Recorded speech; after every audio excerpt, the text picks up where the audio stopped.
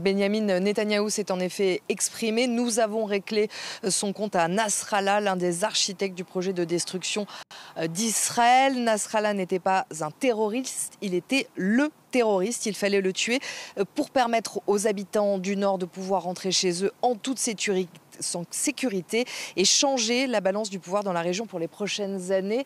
Voilà ce qu'a dit tout à l'heure le Premier ministre israélien, et il a ajouté: plus Sinwar verra que le Hezbollah ne viendra pas l'aider, plus les chances de retrouver nos otages grandissent. Il parle bien sûr du chef du Hamas, Sinwar, qui se trouverait peut-être dans la bande de Gaza. On sait qu'une centaine d'otages est toujours retenue dans la bande de Gaza. Le Premier ministre israélien a ajouté: notre travail n'est pas fini. Alors, à l'heure où je vous parle, eh bien, des sirènes viennent de retentir dans plusieurs parties du nord d'Israël, mais aussi dans les environs de Jérusalem. Et apparemment, des roquettes ont été également de viser des colonies sein de la Cisjordanie. On sait que depuis très tôt ce matin, le Hezbollah a tiré des dizaines et des dizaines de roquettes sur le nord d'Israël. Les alertes ont retenti tout au long de la journée dans ces villes qui se trouvent donc le long de la frontière. Il est vrai, tout à l'heure nous étions à Haïfa dans le nord d'Israël, et on a pu constater que les rues de cette ville étaient vides. Les gens se terrent chez eux, ils sont inquiets, ils ont peur, ils suivent les recommandations de l'armée qui leur demande de rester le plus près possible de leurs abris. J'ajoute également qu'un missile a été tiré par les Houthis depuis le Yémen. Ce missile a annoncé l'armée, détruit avant qu'il n'atteigne le territoire israélien.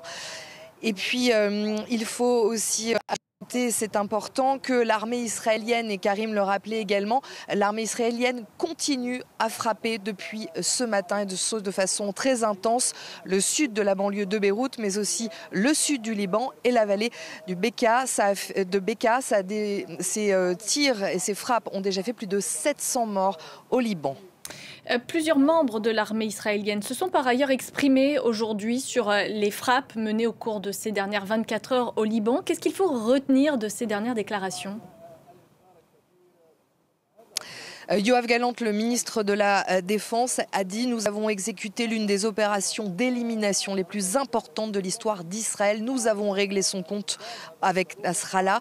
C'est également un message clair à ceux qui ont agi contre nous et à ceux qui voudraient agir dans l'avenir contre nous. L'armée israélienne affirme tout de même qu'il reste encore du travail, comme l'a répété à l'instant le Premier ministre Benyamin Netanyahou.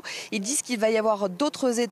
On sait qu'il y a eu une réunion de crise entre le Premier ministre, le chef d'état-major de l'armée, mais aussi Yoav Gallant et d'autres hauts responsables israéliens. On sait également que les troupes israéliennes sont stationnées au nord.